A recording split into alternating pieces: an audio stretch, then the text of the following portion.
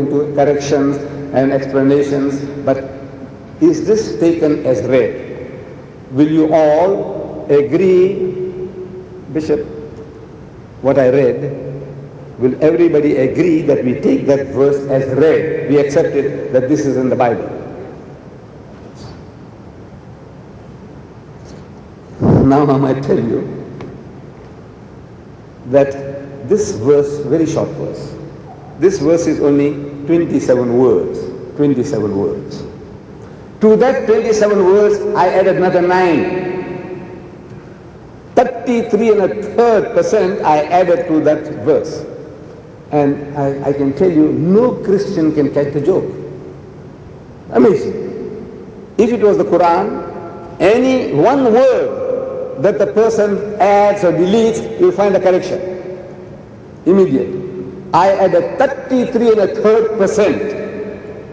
You know what's that? 1/3 more. I added 9 words to the quotation and nobody catches the joke. And I'm offering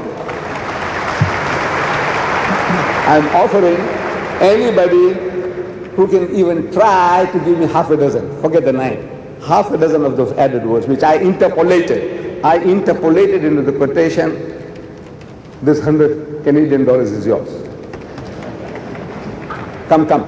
Anybody. You can tell me I added 9 words. I don't want you to give me all 9. Just give me half a dozen. And I give you this $100. Once before I lost $100 to Jimmy Swaggart. I don't know if you remember that. And it was the same book of Ezekiel. So I had become eligible. I said, now let me really see it and see. I want to offer another $100. Anybody wants to take it? 9 words I had added. Yes, ma'am. It's not fair, I'm reading it. Huh? Yes. What are the words that I have added? What I have interpolated in the verse? You want to say it again? 9 words I have added, interpolated in this verse, which are not there, which are not in the Bible, but I added them. Just to show us, look, this is how our people, our fellow brethren, fellow Christians, they make a religion out of a phrase, the soul that sinneth, it shall die. But they won't know the whole verse. This is only a phrase in the verse. The soul that sinneth, it shall die. 7 words out of 27. But now I added 9 more to that. This $100 is going. Anybody can say, look, Mr. Deedat, this word is not supposed to be there. You uttered this, you uttered this, you uttered that. It's not supposed to be there. $100 for you. Anybody? No, I don't think there's any takers. You see, this is what happens. I have been listening to lectures, I've been reading books. And everybody quotes this phrase, the soul that sinneth, it shall die. And from that, the whole of Christianity is created on the basis of this phrase. From here, the Christian jumps 500 years in history, from Ezekiel to Paul. He jumps 500 years. He doesn't complete the verse.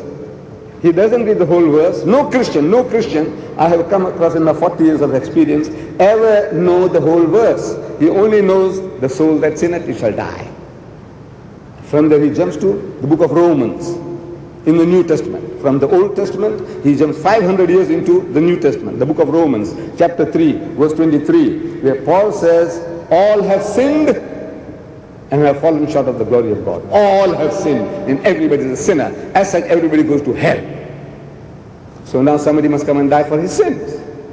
So who can be better than God himself, coming down as man and getting himself crucified? This is the foundation of the whole of Christianity. But now I'm suggesting to you, my listeners, that after the phrase, the soul that sinneth shall die, it continues. But they say everybody has sinned and everybody goes to hell. Whether you label yourself as a Hindu, Muslim, Christian, Jew, anybody, unless Christ died for your sins, you believe that he died for your sins, you all go to hell. All have sinned All means all, no exception.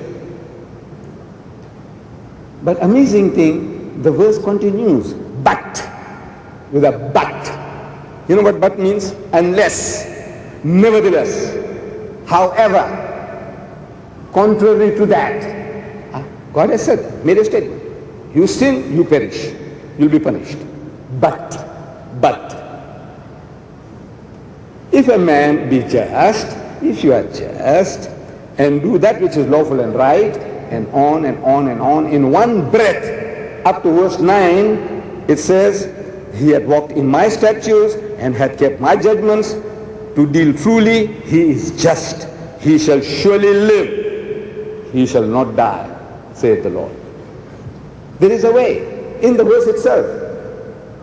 The evidence is self-explanatory that God says, look, if you do wrong, you will be punished, but, same words, it's a continuation, but if you do this and do that, don't commit adultery, don't worship idols, you're just to people, don't take usury, interest, don't take interest, or in that case, you will live, you will not die. Physically, everybody dies, the sinner and the saint. Meaning, dying in the sight of God means being destroyed spiritually. Spiritually, you will not perish. Now, this motive, the soul that sinneth it shall die.